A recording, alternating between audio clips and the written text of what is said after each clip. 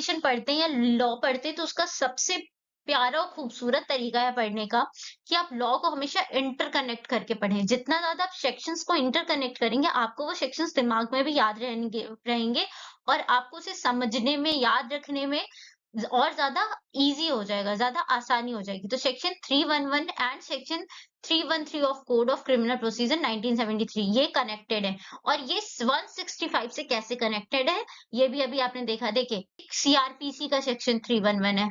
अब हमने ये देखा कि एविडेंस कहाँ पे लेना है, अब हम ये भी तो जानेंगे उसका प्रोसीजर कैसे होएगा। जो इंडियन एविडेंस में एक्ट में पावर दी गई है, अब उस प्रोसीजर को वो कैसे फॉलो करेगा। तो वो सेक्शन 311 ये उसको प्रोसीजर बताता है कि आप सेक्शन 311 के अंदर क्या कहते हैं, समन भेज के उस पर्सन को, सीडब्ल्यू को किसी भी टाइम पे किसी री एग्जामिन के लिए रिकॉल कर सकते हो या एग्जामिन के लिए रिकॉल कर सकते हो। समन भेज सकते हो उस पर्सन को या उस विटनेस को। कोर्ट को ये जो प्रोसीजरल पावर मिल रही है वो सेक्शन 311 सीआरपीसी से, कोड ऑफ क्रिमिनल प्रोसीजर से मिल रही है। Section 311 is a complementary of section 165। Court में समन, रिकॉल, एग्जामिन और re examine under section 311 of code of criminal procedure. ठीक है। कोर्ट में ask question under section 165 of Indian evidence act, लेकिन बुलाएगा किसमें, प्रोसीजर कहाँ पे दिया हुआ है, सेक्शन 311 में, कोड ऑफ क्रिमिनल प्रोसीजर की। ठीक है, आप समझ रहे हैं।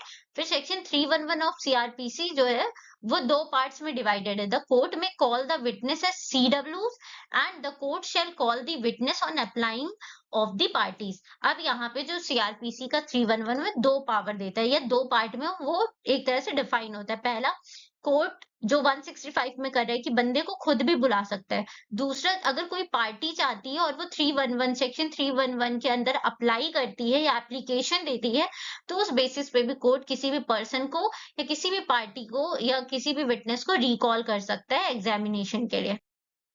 नेक्स्ट है recording of statement of accused under section 313। अब देखिए यहाँ पे सेक्शन 313 जो है कोड ऑफ क्रिमिनल प्रोसीजर का वो कैसे इंटरकनेक्ट हो रहा है। सेक्शन एक तरह से जो दोनों पार्टीज को सुने जाने वाली बात है, जो हम जूरिस्प्रूडेंस में पढ़ते हैं, audio alteram partum, both side should be here, ये उससे कनेक्ट होता है।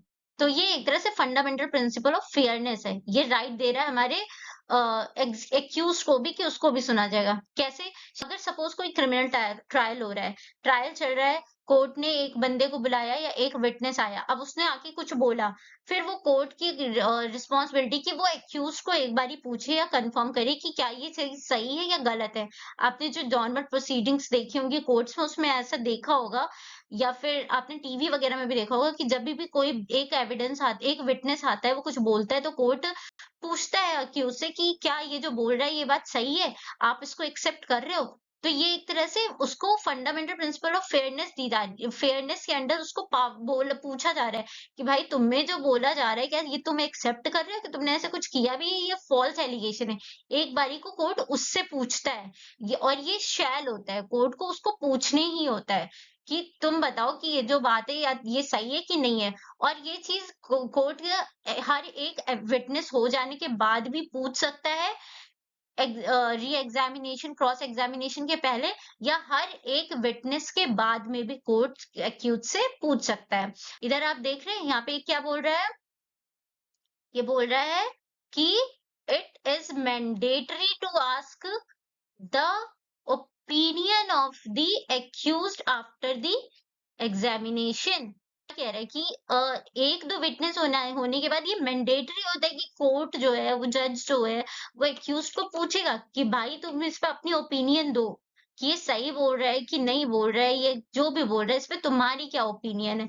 फिर इसमें सेक्शन 313 की क्लॉज 5 जो है एक और पावर कोर्ट को एक्स्ट्रा प्रोवाइड करता है।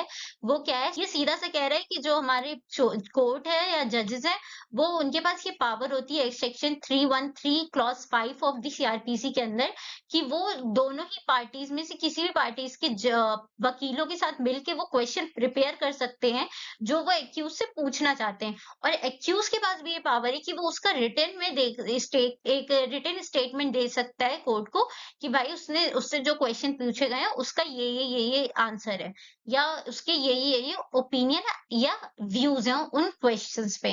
ये लास्ट स्लाइड है कि कंपैरिजन इन 2 सिस्टम में कि तो उम्मीद करते हैं आपको ये वीडियो अच्छी लगी होगी और मैंने अपनी पूरी जी-जान लगाई, पूरी कोशिश करी कि आपको ये चीज़ समझ में आ सके, बट फिर भी कोई पॉइंट छूट रहा है, कोई डाउट रह जाता है, तो आप पूछ सकते हैं।